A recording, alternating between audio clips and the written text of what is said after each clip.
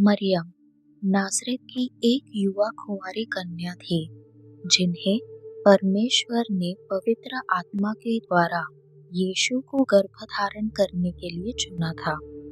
यीशु की कथा में उनकी महत्वपूर्ण भूमिका थी क्योंकि वे उद्धारकर्ता की माता थी। मरियम विश्वास, आज्ञाकारिता और विनम्रता का उदाहरण है। उनका व्यक्तित्व यीशु को पृथ्वी पर भेजने की परमेश्वर की योजना में महिलाओं की आवश्यक भूमिका को उजागर करता है। मरियम एक सरल और विनम्र महिला थी जो हमेशा सेवा करने के लिए तत्पर रहती थी। जब स्वर्गदूत गैब्रियल ने प्रकट होकर उन्हें बताया कि वे उद्धारकर्ता की माता बनेंगे, तो मरियम भयभीत हो गई। फिर भी उन्होंने विश्वास और आज्ञाकारिता के साथ उत्तर दिया, देखो, मैं प्रभु की दासी हूँ, जैसा आपने कहा है वैसा ही मेरे साथ हो।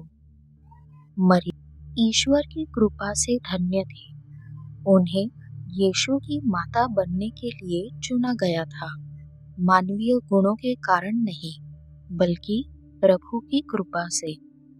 उनका विश्वास और ईश्वर तथा अन्य लोगों के प्रति प्रेम से भरा उनका हृदय यीशु के अनुयायियों के लिए एक उत्कृष्ट उदाहरण है। ऐसे कोई दस्तावेज नहीं है जो यह बताते हो कि यीशु के गर्भधारण के समय मरियम की आयु कितनी थी। हालांकि विद्वानों का मानना है कि उनकी आयु 14 से 16 वर्ष के बीच थी, जो उस समय की दुल्हनों के लिए आम बात थी। यह याद रखना महत्वपूर्ण है कि यद्यपि उनकी सगाई यूसुफ से हुई थी, लेकिन उनके बीच कोई शारीरिक संबंध नहीं थे, जैसा कि धर्म ग्रंथों में बताया गया है।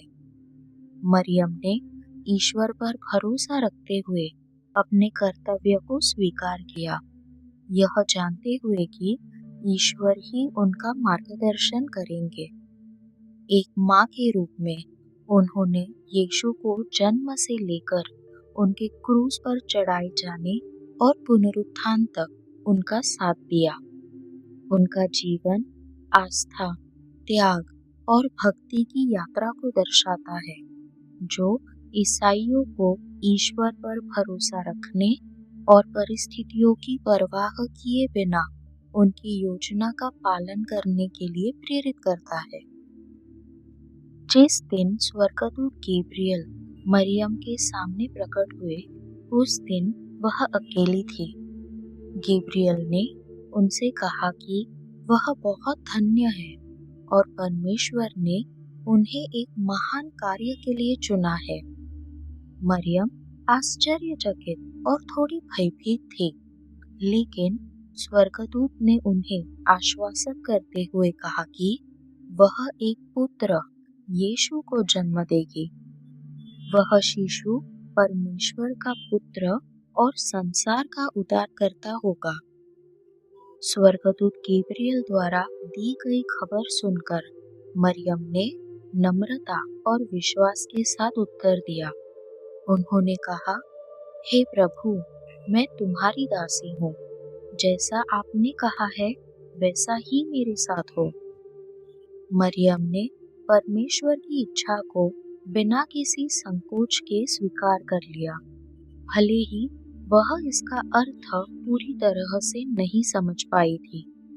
वह क्षण पृथ्वी पर यीशु के जीवन की शुरुआत का प्रतीक है, जो मरियम की आज्ञाकारिता और विश्वास के महत्व को दर्शाता है। स्वर्गदूत गैब्रियल से खबर मिलने के तुरंत बाद मरियम अपनी चचेरी बहन एलिजाबेथ से मिलने गई। एलिजाबेथ दूसरे शहर में रहती थी और वह भी चमत्कारिक रूप से गर्भवती थी। मरियम के पहुंचने पर उसने एलिजाबेथ का अभिवादन किया। उसी क्षण एलिजाबेथ के गर्भ में पल रहा शिशु, जो यूहन्ना बपतिस्मा देने वाला था, खुशी से उछल पड़ा। पवित्र आत्मा से परिपूर्ण एलिजाबेथ ने पहचान लिया कि मरियम उद्धारकर्ता को गर्भ में धारण कर रही है और उसे आशीर्वाद देते हुए कहा कि परमेश्वर के वादे पर विश्वास करने के कारण वह बहुत खास है। मरियम का एलिजाबेथ से मिलना विश्वास की शक्ति और परमेश्वर पे भरोसा रखने वाले लोगों के बीच की एकता को दर्शाता है। मरियम को स्वर्गदूत गैब्रियल से एक संदेश मिला जिसने उन्हें बताया कि वे पवित्र आत्मा के द्वारा गर्भ धारण करेंगी और उनके पुत्र का नाम यीशु रखा जाएगा। जब मरियम के गर्भवती होने की खबर सुनकर उनके मंगेतर यूसुफ असमंजस में पड़ गए, तो उन्हें भी स्वप्न में एक स्वर्गदूत दिखाई दिया। स्वर्गदूत ने समझाया कि शिशु पवित्र आत्मा से है और यूसुफ को मरियम को अपनी पत्नी के रूप में स्वीकार करना चाहिए और उनकी और बच्चे की देखभाल करनी चाहिए। यूसुफ, जो एक धर्मी और आज्ञाकारी व्यक्ति थे, उसने स्वर्गदूत के निर्देशानुसार कार्य किया। यीशु के जन्म का समय निकट आने पर सीजर अगस्तस द्वारा कराए गए जनगणना के आदेश अनुसार मरियम और यूसुफ को बेतलहम जाना पड़ा। वहां पहुंचकर उन्होंने पाया कि सभी सराय भरी हुई थी और उनमें कोई जगह नहीं थी। अंततः उन्होंने एक गौशाला में शरण ली। वही अत्यंत साधारण परिस्थितियों में मरियम ने यीशु को जन्म दिया। उन्होंने यीशु को कपड़े में लपेटकर चरनी में लिटा दिया। संसार के उद्धारकर्ता का जन्म हुआ, जिससे परमेश्वर के वादे पूरे हुए। सबसे पहले यीशु से मिलने चरवाहे आए, जिन्हें स्वर्गदूतों ने यीशु के जन्म की सूचना दी थी। अपनी गर्भावस्था के दौरान मरियम ने एक महत्वपूर्ण भूमिका निभाई। उन्होंने विश्वास के साथ अपने कर्तव्य को स्वीकार किया और यीशु की देखभाल करते हुए समर्पण और आज्ञाकारिता का परिचय दिया। जब यीशु 12 वर्ष के थे, तब मरियम और यूसुफ फसह पर्व के लिए यरूशलेम गए, जैसा कि रिवाज था। पर्व के बाद वे घर लौटने लगे, लेकिन यीशु अपने माता पिता के बिना मंदिर में ही रुक गए। जब मरियम और यूसुफ को पता चला कि वह नहीं है, तो वे चिंतित हो गए। वे वापस यरूशलेम गए और 3 दिन तक यीशु को खोजते रहे। अंत में उन्होंने उन्हें मंदिर में पाया, जहां वे बड़ी बुद्धिमत्ता से व्यवस्था के शिक्षकों से बात कर रहे थे और उन्हें शिक्षा दे रहे थे। मरियम कुछ दुखी लेकिन राहत महसूस करते हुए यीशु से पूछा कि उन्होंने ऐसा क्यों किया।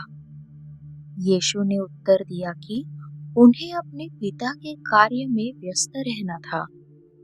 मरियम और यूसुफ उनके उत्तर को पूरी तरह से समझ नहीं पाए, लेकिन मरियम ने इन शब्दों को अपने हृदय में संजो कर रखा।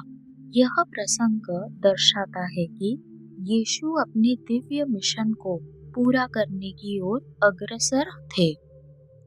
मरियम में हम एक माँ के रूप में उनकी भक्ति और चिंता देखते हैं, जो हमेशा अपने पुत्र के लिए ईश्वर के उद्देश्य को समझने का प्रयास करती रहती थी। मरियम और यीशु को गलील के काना में एक शादी में आमंत्रित किया गया था। समारोह के दौरान वाइन खत्म हो गई, जिससे मेजबानों को काफी परेशानी हुई।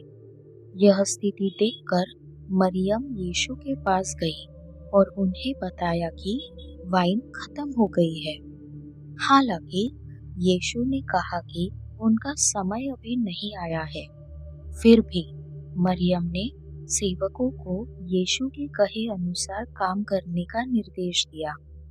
फिर यीशु ने उन्हें 6 पत्थर के घड़े पानी से भरने को कहा।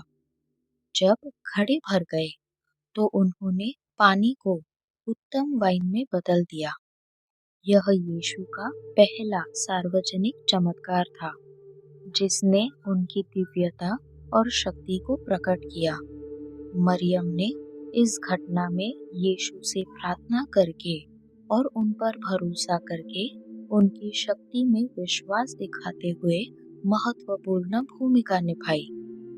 उनके इस कार्य ने न केवल दूल्हे की प्रतिष्ठा को बचाया, बल्कि यीशु के चमत्कारों के सार्वजनिक प्रदर्शन की शुरुआत भी की। यीशु के क्रूस पर चढ़ाए जाने के समय मरियम क्रूस के चरणों में खड़ी थी और अपने पुत्र को पीड़ा सहते हुए असहनीय दर्द का सामना कर रही थी। इतनी पीड़ा के बीच भी मरियम दृढ़ रही और यीशु के प्रति अपने गहरे और अटूट प्रेम को प्रकट किया।